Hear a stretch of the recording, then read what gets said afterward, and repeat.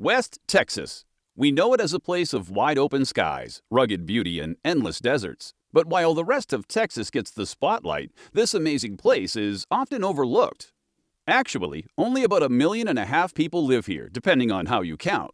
So, what makes West Texas so different from the bustling cities to the east? And why do so few Americans live here? What factors played on the development of the region, and why do people seem to prefer the triangle to the west? It's not just the heat and dry conditions keeping people away. After all, places in other parts of the world like Egypt and Pakistan thrive in similar climates. Today, we'll go deeper and explore the geographical, historical, and economic factors that have shaped this unique region, and why so few Americans choose to call it home. Here's the catch. No one can agree on what West Texas really is. The Texas Comptroller defines it as 30 counties, largely located in western Texas, covering about 40,000 square miles, stretching from the cities of Mason and Brady in the east to the Rio Grande just south of Drayton and north to the city of Seminolan. It includes metro areas like Midland, Odessa, and San Angelo, all in all with a population of about 640,000. Some people include El Paso, too, a city of nearly 1 million counting the metro area. If you are from West Texas, what do you think? Is El Paso part of the region or not? Let me know in the comments why it's so loosely defined. Still, one would agree that about 1.5 million people in the whole region contrast with what we can see in the triangle. For deep diving into the reasons, our story begins by looking at a long history of human habitation dating back roughly 11,000 years. Indigenous tribes, including the Puebloans and Jumano peoples, lived in the region long before Europeans set foot here. When the Spanish arrived in the 1500s, they established missions and settlements across Texas, including in what is now West Texas. However, it was a harsh environment, even for the Spanish who were accustomed to dry and arid landscapes. While East Texas, with its fertile lands and milder climate, attracted more settlers, the western part of the state remained remote and difficult to access. By the 1800s, Texas was caught up in major political and territorial shifts. The region was part of Mexico until the Texas Revolution in 1835, when it broke away and briefly became the Republic of Texas. It wasn't until 1845 that Texas was admitted to the Union as the 28th state, further cementing the boundaries of West Texas. But even after becoming a part of the U.S., West Texas didn't see the same development as other regions. The geography itself played a major role in shaping the area's sparse population. West Texas is dominated by two primary landscapes, the Chihuahuan Desert and the High Plains. The Chihuahuan Desert is the largest desert in North America, stretching across parts of Mexico, New Mexico, and Texas. It's an unforgiving environment with scorching hot summers, freezing winters, and very little rainfall. The desert landscape makes agriculture difficult, requiring heavy irrigation from underground sources like the Ogallala Aquifer, and even then, farming is limited.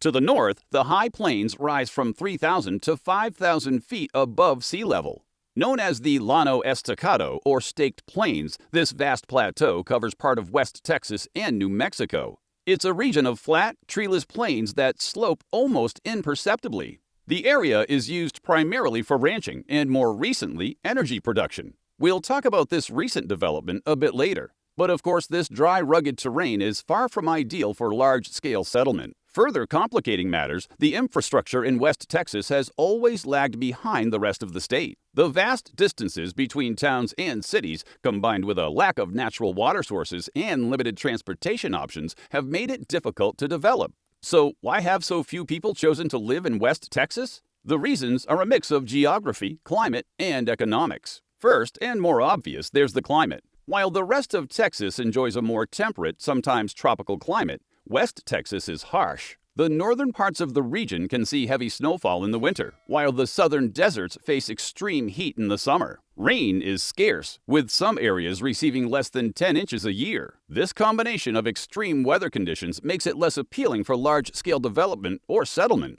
Then, there's the economic reality. While East Texas and the coastal regions have booming industries, ranging from technology in Austin to oil and gas in Houston, West Texas is more dependent on a handful of industries: ranching, oil, and now renewable energy. These industries are heavily dependent on fluctuating commodity prices and can be volatile. Unlike the tech hubs of Dallas or the cultural attractions of San Antonio, West Texas has fewer opportunities for large-scale economic growth, and the jobs that do exist are often in remote, rural areas. Another key factor is infrastructure. Even today, West Texas struggles with access to essential services. Many rural towns in the region face challenges like shuttered hospitals, inadequate internet access, and a lack of educational opportunities. Shockingly, almost one-third of rural Texans lack access to high-speed internet, a stark contrast to the 97% of urban Texans who do. In a digital world, that divide keeps West Texas even further away from opportunities. According to the superintendent of Ector County, 39% of Ector County ISD students didn't have access to high-speed broadband at home. This digital divide further limits economic opportunities and makes it harder to attract young professionals or new industries to the region. Even further, it makes it much more difficult to prepare younger generations for the challenges of our century.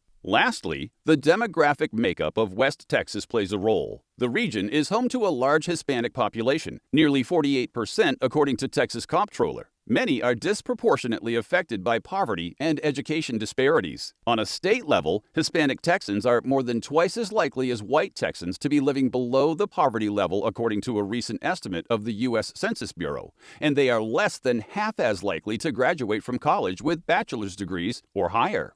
That could be one of the causes why the census data shows that the median income for a white household in 2021 was about $81,000, but it was just $55,000 for a Hispanic household. These challenges make it harder for communities to grow and thrive in an increasingly competitive economy. Despite all this, West Texas has found new life in recent years through renewable energy. With miles of unbroken sunshine and vast open landscapes, West Texas has quietly become a solar powerhouse, turning sunlight into the region's most valuable resource. In fact, West Texas now accounts for a significant portion of the state's 15 gigawatts of solar power capacity, making it one of the fastest growing areas for renewable energy in the U.S. Parallel to this solar boom, the tech industry has also taken notice of West Texas. Data centers, massive facilities that house the servers powering the internet, cloud computing, and artificial intelligence are now being built in the region, attracted by the cheap land and renewable energy sources. This has brought new jobs and economic opportunities,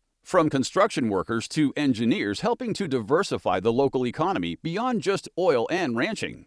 So, why do so few Americans live in West Texas?